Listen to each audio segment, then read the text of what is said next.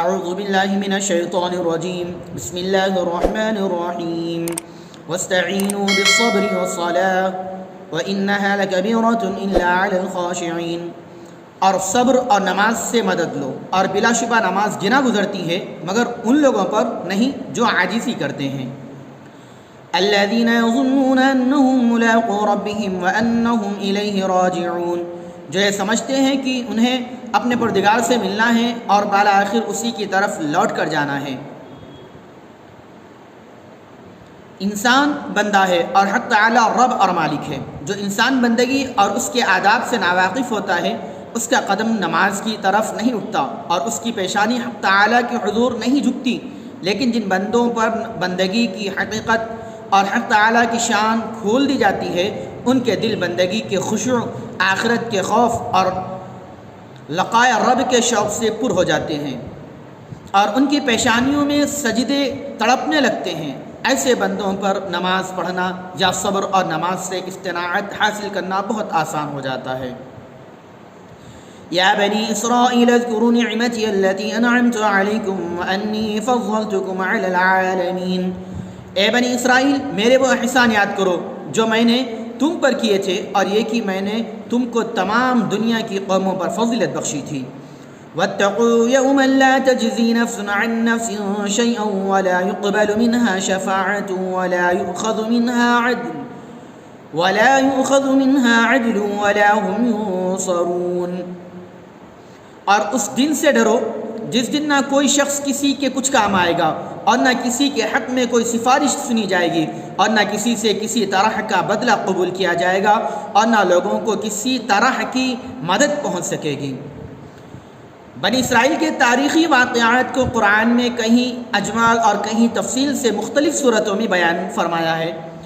یہاں چند رکوع میں بنی اسرائیل کی تاریخ کا ایک ورق دہرایا گیا ہے۔ بنی اسرائیل کو وقتاً فوقتاً اللہ تعالیٰ نے جن احسانات اور انعامات سے نوازا تھا ان کا تذکرہ فرمایا ہے۔ اس کے ساتھ ساتھ بنی اسرائیل کی سرکشیوں، بداعمالیوں اور نافرمانیوں کے واقعات بھی بیان کیے ہیں، تاکہ بنی اسرائیل عبرت و نصیحت حاصل کر سکیں اور قرآن کے پیغام کے علم بردار بن کر مالک سے اپنا رشتہ جوڑیں، زندگی کو پاکیزہ بنائیں اور دنیا کی قوموں کی قیادت کریں۔ وَإِذْ نَجَّيْنَاكُمْ مِنْ آلِ فِرْعَوْنَ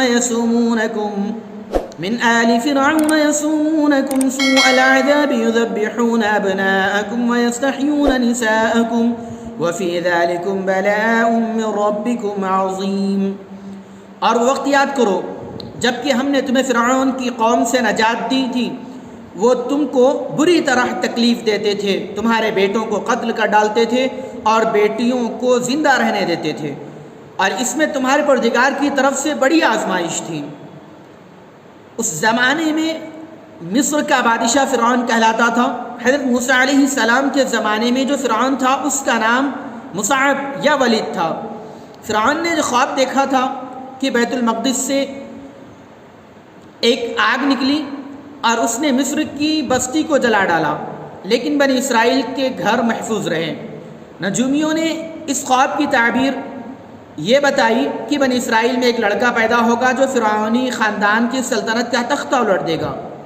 اس ڈر سے فرعون نے حکم دیا کہ بنی اسرائیل کے ہاں جو لڑکا پیدا ہو اس کو قتل کر دیا جائے اور لڑکیوں کو خدمت کے لیے زندہ رکھا جائے۔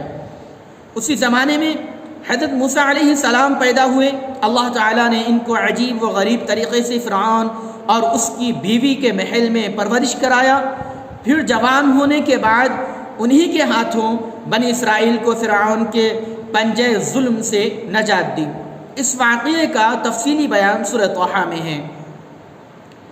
وَإِذْ فَرَقْنَا بِكُمُ الْبَحْرَ فَأَنجَيْنَاكُمْ وَأَغْرَقْنَا آلَ فِرْعَوْنَ وَأَنْتُمْ تَنظُرُونَ، اور وہ وقت بھی یاد کرو جب کہ ہم نے تمہاری خاطر دریا کو پھاڑ دیا، پھر تم کو تو بچا لیا اور فرعون کی قوم کو تمہارے دیکھتے دیکھتے دریا میں غرق کر دیا۔ جب موسیٰ علیہ السلام بنی اسرائیل کو لے کر مصر سے ملک شام کی طرف روانہ ہوئے تو اتفاقاً بحر قلزم کے کنارے پہنچ گئے۔ ان کے پیچھے فرعون ایک زبردست فوج لے کر نکلا۔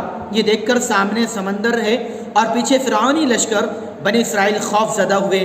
حضرت موسیٰ علیہ السلام نے بارگاہ خداوندی میں دعا کی، حکم ہوا کہ اپنی لاٹھی سمندر پر مارو، چنانچہ آپ نے لاٹھی ماری اور یہ معجزہ ظاہر ہوا کہ سمندر کا پانی پھٹ گیا اور کئی راستے بن گئے۔ بنی اسرائیل ماں اپنے ساز و سامان کے صحیح و سالم سمندر سے پار ہو گئے۔ فرعون نے بھی انہی راستوں پر اپنا لشکر ڈال دیا۔ جب سب لشکر سمندر میں پہنچا تو بحکم الہی سمندر کا پانی موجیں مارتا ہوا مل گیا اور فرعون اور اس کا سارا لشکر غرق ہو گیا۔